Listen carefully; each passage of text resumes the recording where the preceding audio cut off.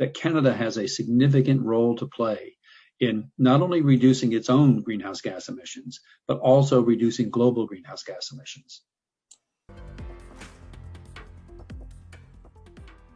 think it's moving forward, I think, quite well. When you look at what our sector is doing in terms of how it's working to reduce greenhouse gas emissions is tremendous. You look at LNG Canada's proposed project that's under construction. When they're operating, they will have a greenhouse gas intensity of 0.15, meaning 0.15 tons of greenhouse gas emissions per ton of LNG. Woodfibre's project, which is moving forward and hopes to have an FID in the fall. When it's operating, we'll have a greenhouse gas emissions intensity of 0.03, which is a third of what LNG Canada's will be. So the industry itself is working very hard to reduce greenhouse gas emissions.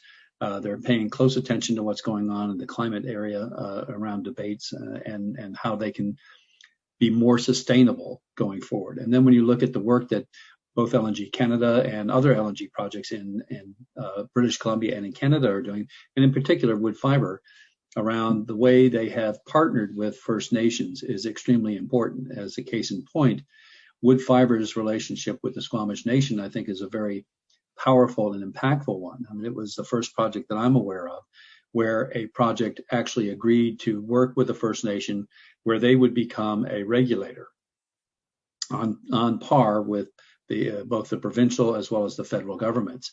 So the industry is evolving, I think, to recognize, number one, First Nations have a significant role to play in the development of this industry.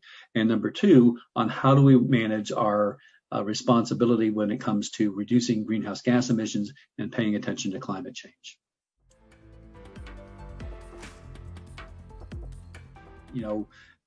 With regards to LNG and natural gas, I think you look at the upstream in Canada in general, whether it's in Alberta or in British Columbia, there is tremendous work that's ongoing to reduce not only greenhouse gas emissions from gas production, but also to reduce fugitive emissions from natural gas production. They have a regulatory mandate from the federal government to reduce emissions by 45%. Between, I think, 2019 to 2025.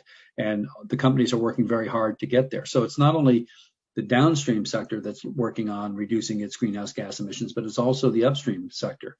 So then when we say that replacing coal-fired power plants in China with natural gas-fired power plants because of LNG being shipped there, that will reduce greenhouse gas emissions by 45%. So globally. And I think that's very, very important for people to recognize that Canada has a significant role to play in not only reducing its own greenhouse gas emissions, but also reducing global greenhouse gas emissions.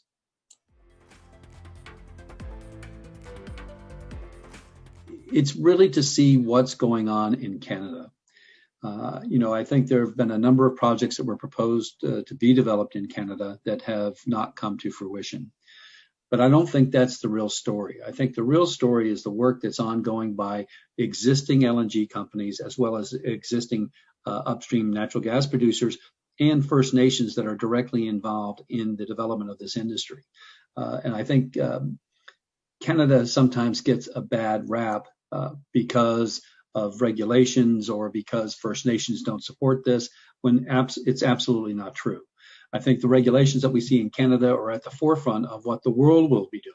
So I think we're ahead of the race in terms of how we reduce upstream emissions, how we reduce greenhouse gas emissions from production of the LNG itself, and the work that we've done with our Indigenous partners. And this is going to be something I think is extremely important, given everything that we've seen in Canada lately around the residential schools and what's coming to light now in the United States in the same residential school formulas that were employed there.